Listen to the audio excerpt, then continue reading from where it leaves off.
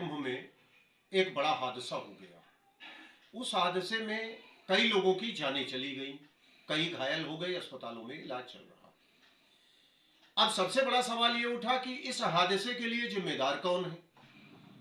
तो जो हमारे धर्माचार्य हैं उनके बीच इसकी तकरार शुरू हो गई। सवाल व्यवस्था पर जिम्मेदार कौन है ये अलग मुद्दा रह गया और धर्माचार्यों पर तकरार शुरू हो गई। ज्योतिष मठ के शंकराचार्य परमादरणीय अभिमुक्तेश्वरानंद जी महाराज ने आक्रोश व्यक्त किया और उन्होंने व्यवस्था को लेकर मुख्यमंत्री के इस्तीफे की मांग कर डाली। आक्रोश था उनका, जिस तरीके से मौतें हुई, अव्यवस्था हुई, उसको लेकर उनका आक्रोश था। उन्होंने आवेश आक्रोश की परिस्थिति में ये बात कही। अब उनकी बात को लेकर कुछ साधु भेषधारी, जिनका अपना कोई इतना बड़ा परिचय भी नहीं है, उन साधुओं ने भी शुरू कर दिया। और यहां तक नहीं, उन्होंने मुख्यमंत्री की वो करने के लिए, माने मुख्यमंत्री के प्रति वफादारी व्यक्त करने के लिए इस तरीके की बातें शुरू कर दी जो उनको नहीं कहना चाहिए। शंकराचार्य हमारे सनातन वैदिक धर्म में सर्वमान्य पद है। किसी एक आदमी की उंगली उठा देने या एक आदमी के बकवास कर देने से वो पद की महिमा महत्व तो कम नहीं हो जाता, लेकिन हम अपना छिछोरापन पब्लिक के बीच में जरूर पेश कर देते हैं। यह शुरू हो गया। अब कुछ बातें ऐसी आती हैं जो अकाल्पनिक लगती हैं। बागेश्वर धाम ने के जो अपने धीरेन्द्र शास्त्री हैं, उन्होंने कह दिया जो मर गए मोक्ष मिल गया। अरे तुमको उन पे शोक व्यक्त करना चाहिए। यदि ऐसे ही मोक्ष मिलता है तो शंकराचार्य जी ने जो बात कही उसको स्वीकार कर लो। खुद वीआईपी, खुद सब ठाठ बाट पे रहेंगे, लेकिन वहां जिनकी मौत हुई उनको बता दिया कि उनको मोक्ष मिल गया। ये ओछी छोटी बातें नहीं करना चाहिए।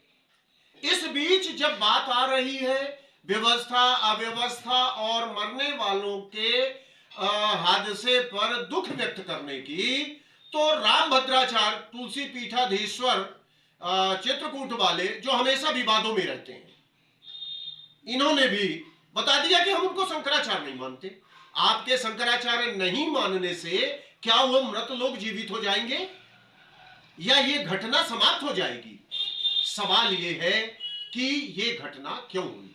आप जनता के बीच में साधु महात्मा हैं, ज्ञान उपदेश, शांति और सद्भाव का परिचय देना चाहिए। बजाय इसके आप नोक झोंक करके भाजपा के नजदीक, योगी जी के करीबी और इनके प्रति निष्ठा व्यक्त करने में जुट गए।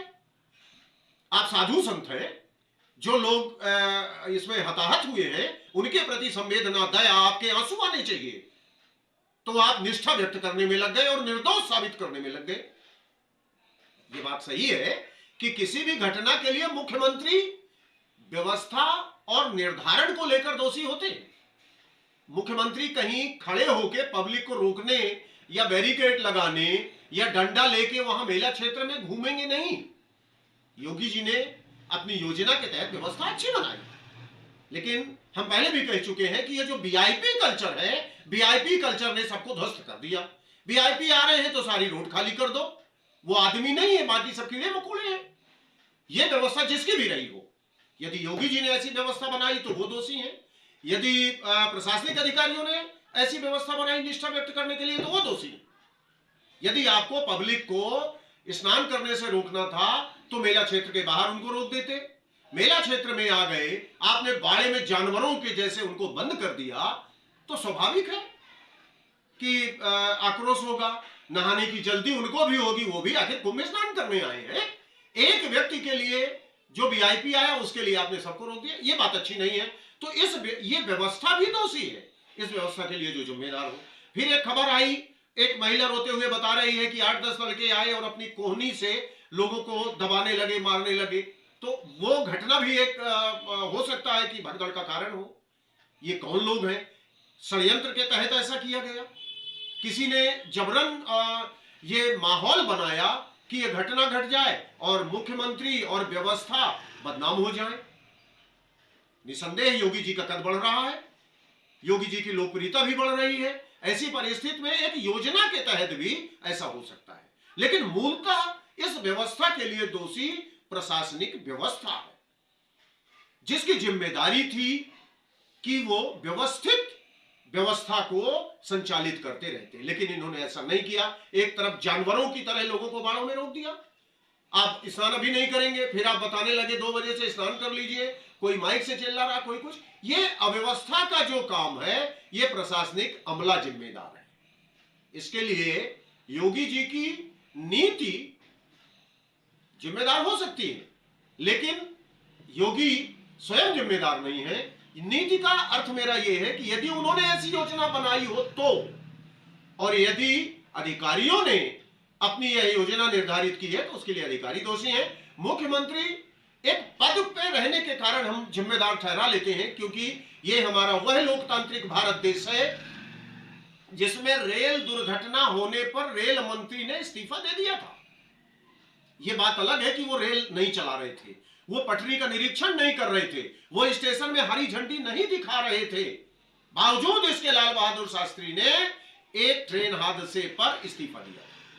ये हमारी भारत की लोकतांत्रिक परंपरा है। इसके तहत योगी जी का यदि शंकराचार्य जी इस्तीफा मांग रहे हैं तो उनके आक्रोश की बात है। इसमें जो भाटगिरी करने में लोग लगे हैं, चाहे वो साधु महात्मा हो चाहे पब्लिक के लोग हो, कुछ पब्लिक के लोगों की भी हमने सोशल मीडिया में पोस्ट देखी, नीचता की हद पार करके संतों के लिए बयानबाजी कर रहे हैं। उन्हें शर्म आनी चाहिए।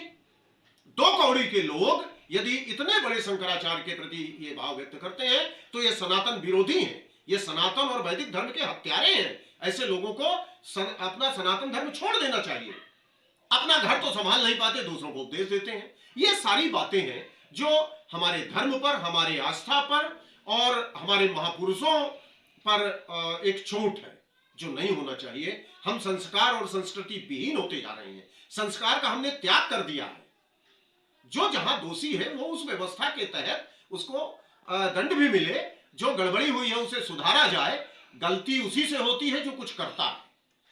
योगी जी ने भारी प्रयास किया, बहुत अच्छी व्यवस्था बनाई, चूक हो गई, उसकी जांच कराई जाए, दोबारा ऐसी पुनरावृत्ति ना हो, हताहत लोगों को राहत प्रदान की जाए।